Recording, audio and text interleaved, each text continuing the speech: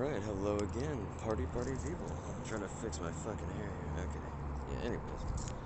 Hello, everybody.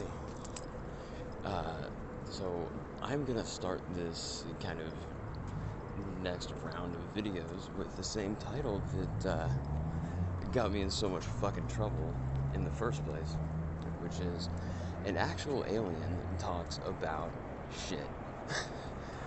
Not about shit, but I can't remember what I put last time because the YouTube video is deleted, as well as my Instagram channel, because I got perma-banned for those of you who don't know.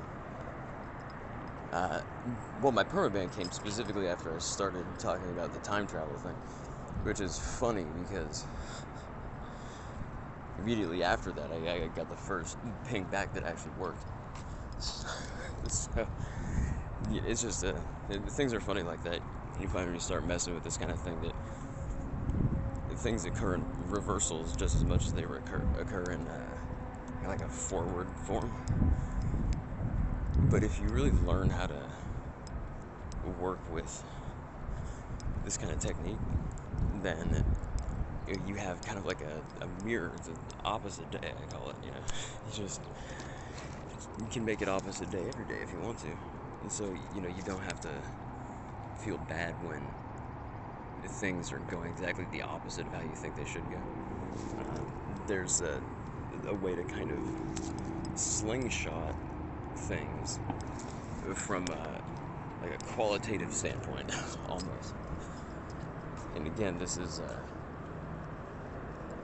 kind of going back to a few of the things that we've been kind of loosely addressing in kind of random video format, but I guess to kind of break it down to you guys, I think there's a couple of topics that we want to hit, and once we hit all those, then maybe it'll be easier for people to understand.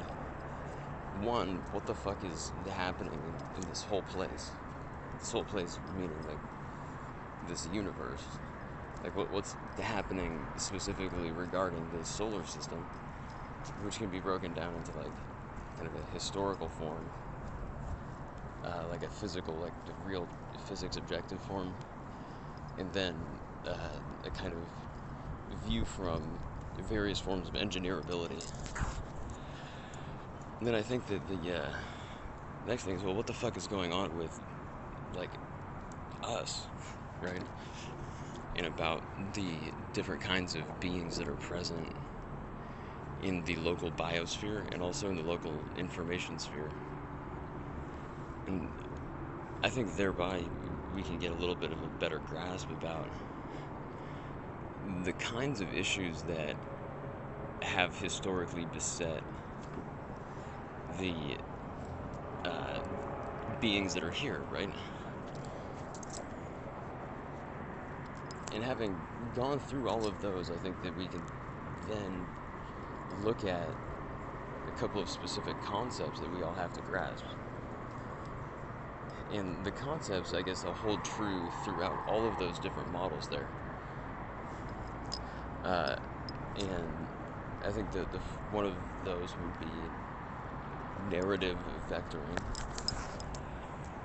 I think that's narrative vectoring is something that I've addressed several times throughout the videos that I posted on this channel and also one of my other ones. And narrative vectoring refers to an operation that involves the human noospheric environment. So it's basically to say that it's a fancy way to say cultural context, but in a way that is engineerable, in the sense that it's treating the cultural context and human participation in the set cultural pathways as a kind of momentum that can be not only measured, but can be utilized for various purposes. And so in that way, it very much resembles Hari Seldon's I don't know, psychohistory from the Foundation series. It's kind of like that, but it very much more looks at engineerability, and then also what, if those concepts hold true, which they've demonstrated to hold true, at least, from my vantage point when I've done this process. if they hold true, then what does that mean for the different kinds of, what does that mean on various different levels of what the environment actually is? So I think that following on from there, you would have something like narrative integration, which is the process by which a single individual, herein referred to as a reference point, right? So reference point is basically a way of saying a human consciousness. So the reference point, what that's doing is basically taking a bunch of concepts that are laid out along a timeline, right? A bunch of individual personalities that are laid out across a timeline, and then stacking them one on top of the other, right? And so you get, basically, you create a kind of reincarnation timeline for something. And when you start doing that, you're realizing that you're creating a channel a channel that allows information pass through. And another important part of that is, what is the projected future scenarios? And you have to be really honest about, what those could look like. And then you have to also be able to contribute novel ideas about science and technology that can conceivably solve one or more of the pressing issues that are at hand. And the way to win the game is to come up with something that will solve all of the problems all at once. And that's really the goal of the game, right? Is how do you, the game is referring to that narrative integration process itself. So the goal is how to get, you want 100% information passed through. So from as far back as you can push the arising of consciousness, right? So basically you have to come up with a plausible scenario that runs from the arising of the universe into the end of the universe. And then you have to find a way past that. And that there's various different strategies for accomplishing that. But that's basically the idea of narrative integration. So we also discussed reference points. I think the next thing is that the pseudo-cavitation event is kind of the next thing, the big concept, because all of what really you get out of not only this thing that I'm talking about, which itself is coming out of a deep study of Tibetan Buddhism along with science and technology, from a perspective that's slightly different than the average person's in a lot of ways. I think that one of the main things that comes out of that is that you have to understand that the physical reality as it exists is scaled in a very weird way. And that's because the actual thing we're calling the universe is basically a kind of an almost cavity thing. It's not really a true cavity, but it's basically like there was some wiggle in the very basic lattice structure that constitutes the cellular structure of, empty space. And what that exists in is irrelevant for our purposes. I mean, it could be relevant for some other people, but it's not relevant for us. So the thing is that very basic cellular structure is just kind of the nature of the empty space. Now, if you have a little bit of jitter in it, which you just do, right? Because if the lattice structure is just it's not inert, it's kind of alive, and so it has predictable amounts of jitter that are somewhat unpredictable in their exact character and quote-unquote location, as far as that makes any sense in that concept. So if there's a little bit of jitter in there, that's a virtual particle is what that's called. So that virtual particle, or that intruding electron, or the charge wiggle, or whatever you want to call it, that event leaves in its wake a kind of jitter that releases a small amount of energy into that space, right? And what it's doing is basically energizing its own surface, and the emission of that energy creates a pseudo three-dimensional space on top of that like two-dimensionalized cellular structure. Because the cellular structure can be thought of as two-dimensional. I mean, it's really not. It's really kind of a-dimensional almost. Because the nature of it is like it's so compressed that it's almost non-existent. And so you can really think about it in engineering terms, basically like a two-dimensional surface. And so the recourse to two-dimensionality is something that exists basically at all levels of the system. So when you look at it like the two-dimensional surface, you can look at it like a piece of paper, but the emissions are giving you a little bit of a tiny area above that. And it's really, like I said, it's a pseudo cavity event. So the cavity-like appearance is really not the absence of anything. It's just a compression and rarefaction that's giving the kind of appearance of this cavity or space in which matter is then expanding. And so that kind of zone in which there's a little bit of like a rarefaction or compression or something, like that's just our world is basically in the compressed zone. Like we all exist at like the kind of edge of the compressed zone. And that's just it. But that extends to like a three-dimensional, you guys think that our entire three-dimensional reality as we can measure it is like that little two-dimensional surface. And so our whole reality is existing in basically a fraction of an instant, right? Now, how do you get this? So how do you stabilize that event? Really, is the game. Because at like a normal time scale, a quote unquote normal time scale relative to that, to the cellular medium at which that little jitter occurs, like it's so it almost doesn't exist. Like I said, it's a virtual particle event as far as that thing's concerned. It doesn't even exist. And so in that sense, it's like, yeah, everything is emptiness. It doesn't really have any independent existence. It's all just this, and anything that happens on the inside of that cavity is something that is vanishingly unreal, but for the stabilizing effect of some other things inside of that process.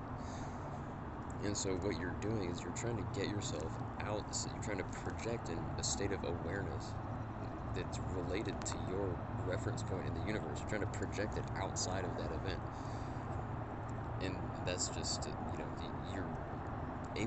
once you're able to see that the areas of compression and rarefaction, I mean, that's just basically samsara and nirvana. And like once you are understanding that those are the same thing, the kind of one taste thing of Buddhism becomes very easy to apprehend, and you're like, oh yeah, it's all just the same thing.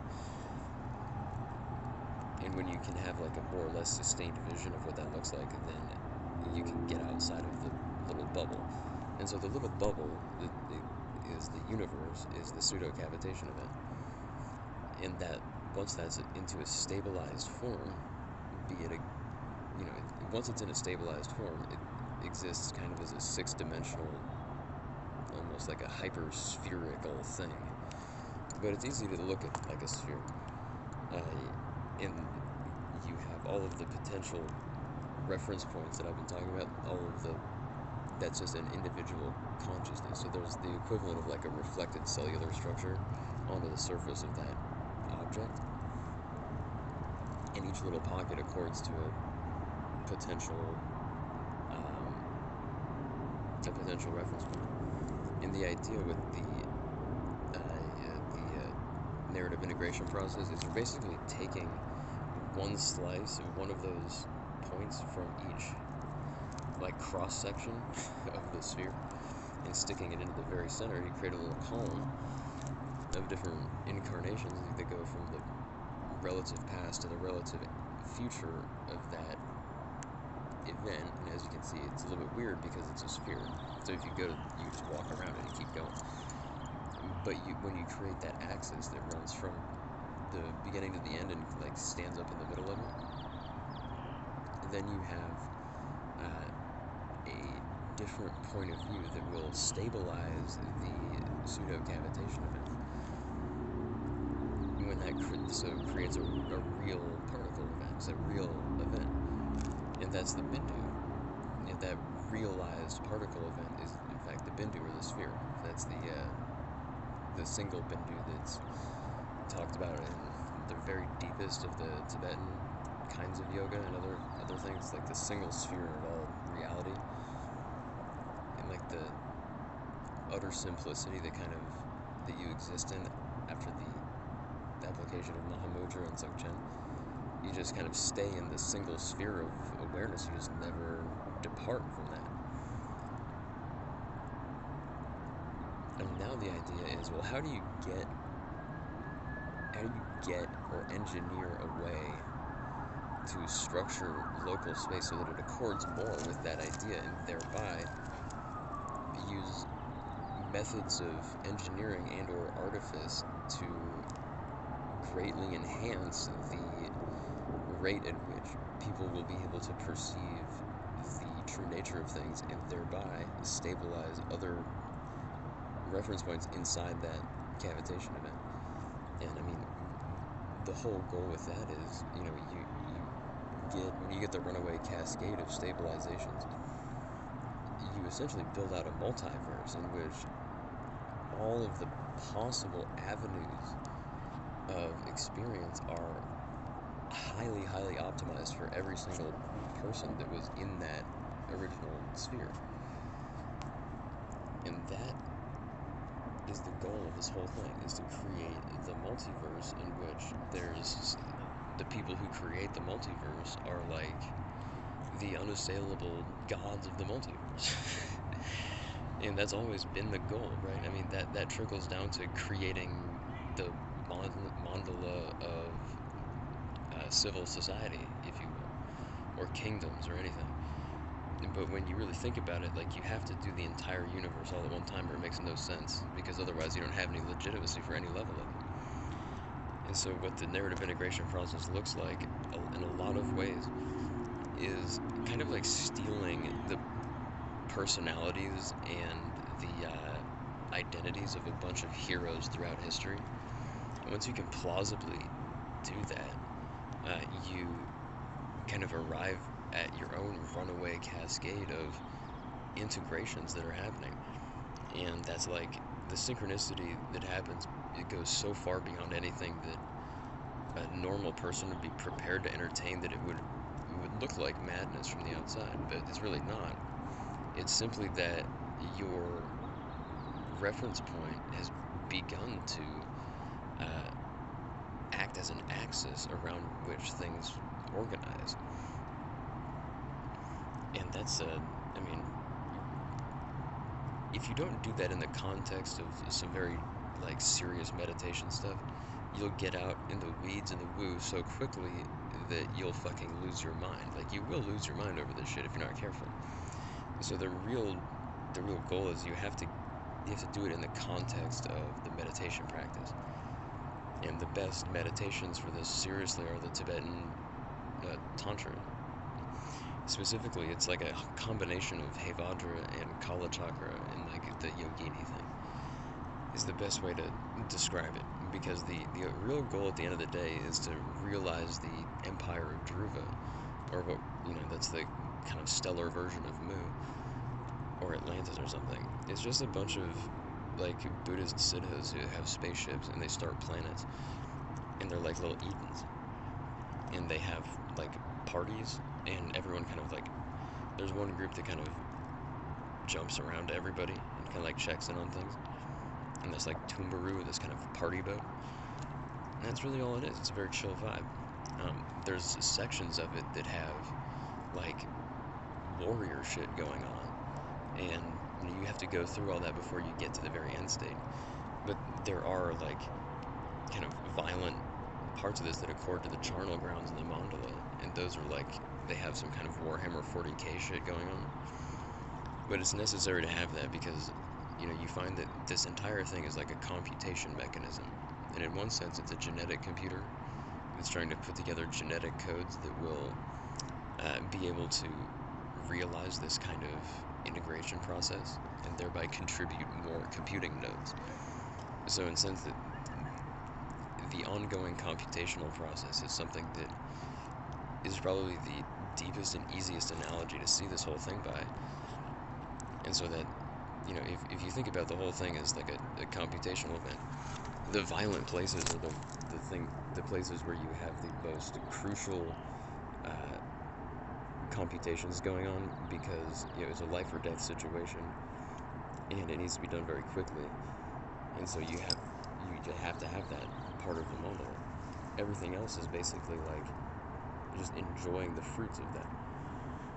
And so you want to put yourself at a point where you're constantly just enjoying the fruit of everything, and that's certainly possible with this event. But in order to do that, you have to use the bodhicitta to underpin everything. And so this is where we kind of arrive at like, what do all of these concepts mean for like the current information sphere about where we are, like this planet Earth right now? Well, it basically means that the millenarian apocalyptical things are all, in a sense, true, and that the timetable for them is literally right now, right? And that could be true for any and all time periods if somebody gets this shit together.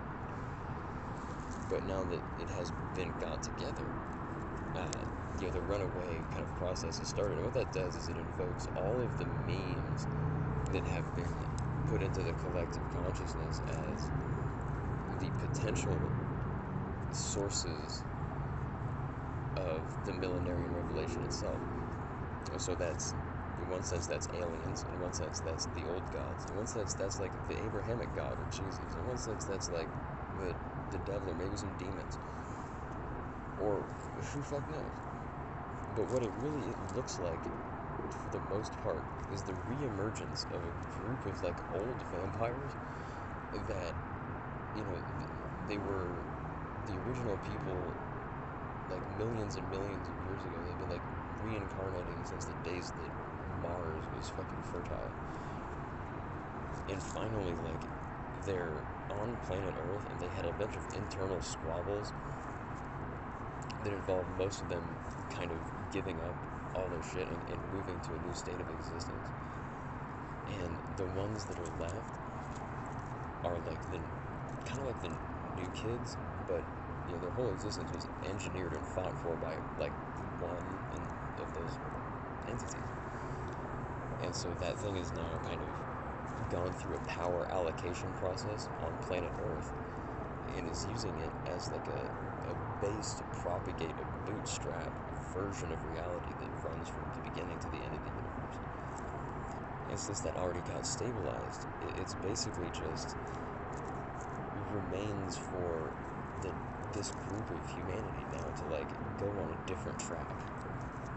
And so this is, the multiverse has started because by stabilizing an axial moment that runs, the length of like some arbitrary universe, you then can vector off of that in a perpendicular fashion, or like a apparently perpendicular fashion.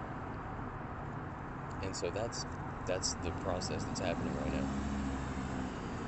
And what that looks like is basically that Lucifer is going to reappear as, just a kind of euphanaut that's a human.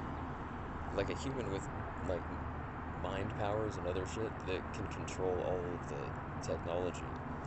It also brings back, like, angels and demons and shit, and flies around in UFOs. And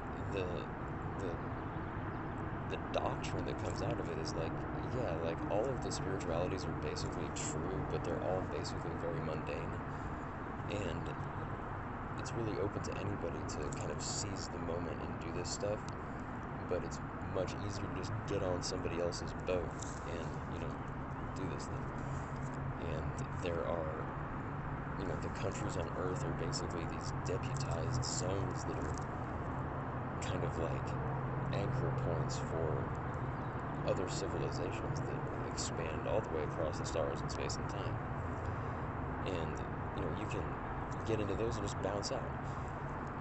And so there's no limit to population because, it's going to be very strange to people here, but it really does involve things like the 8th sphere and using the information technologies to generate not only additional reference points that are as real, it's basically generating more of these cavitation events in new and novel directions.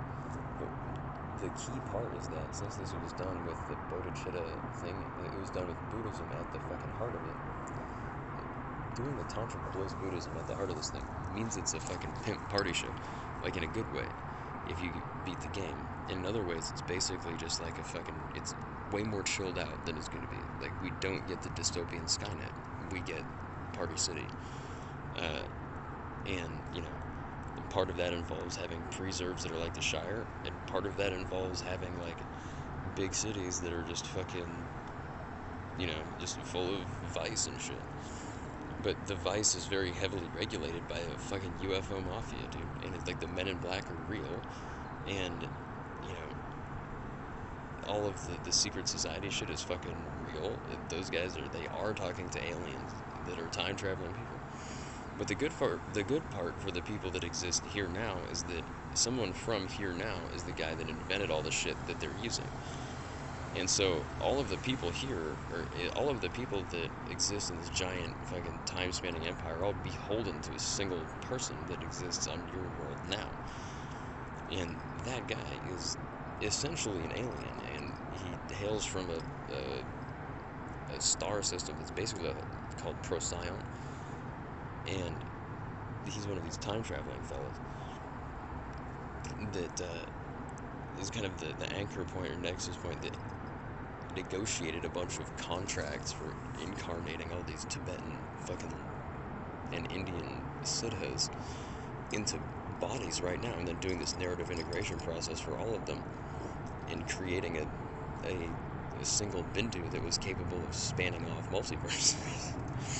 that had the primary and chief feature that any action that would be taken by a reference point in that sphere, or any sphere that could possibly come out of it, would be something that was ultimately positive, and there would be no, like, pain or suffering, right? And it's like that can and does exist.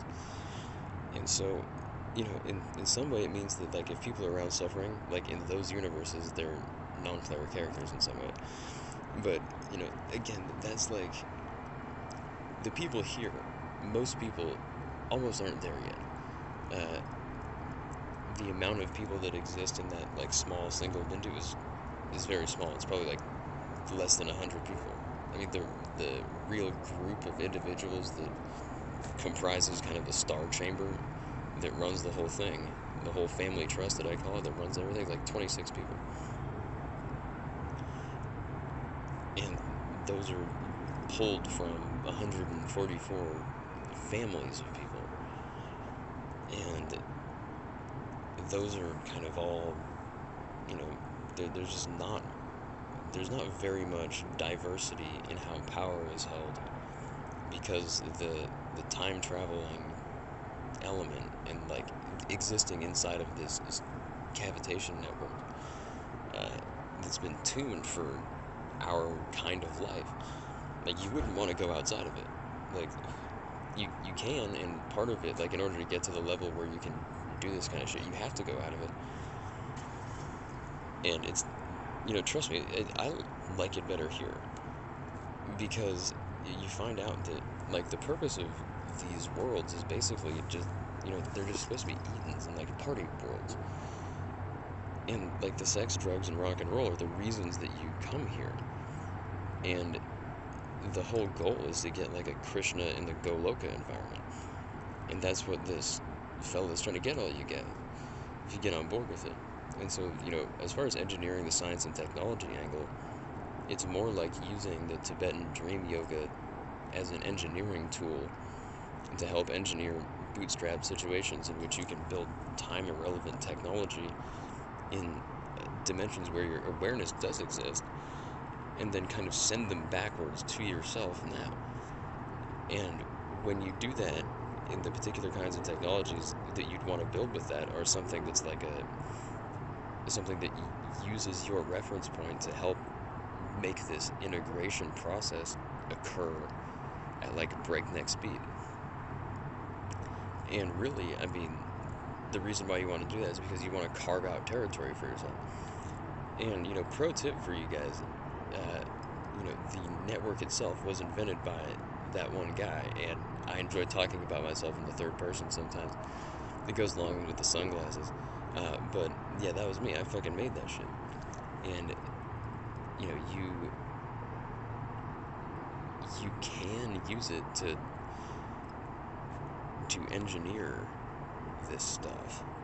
I'm telling you, like, relative to you and your world. Like, if you're watching this video on YouTube and you go and Google some shit with like inner Earth stuff or UFOs and that kind of thing, like, yeah, I fucking hung out with the real deal those things, and they all fucking know me, and they really do. And like the entities that these weird secret societies, the entities they pray to, like those fucking things know me. And like Tammy loves me to say, it's like, go check my fucking CFA, and not in the prison sense, dude, like in the fucking actual sense.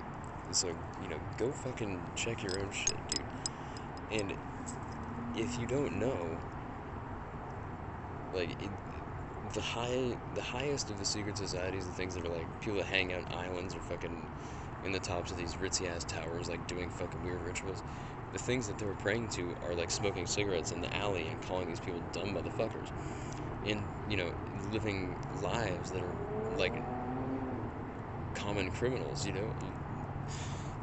because those entities are basically like weird Mahasiddha type characters. And they used to be confined into like sidereal dimensions that were basically carved off by some of this technology and imprisoned there, but they all got fucking let out, because the first thing that I did when I got the fucking system administrator access to this thing was I freed all the slaves. And in that case, what that means is like the fucking entities are all chained up in hell. I fucking let every one of them out.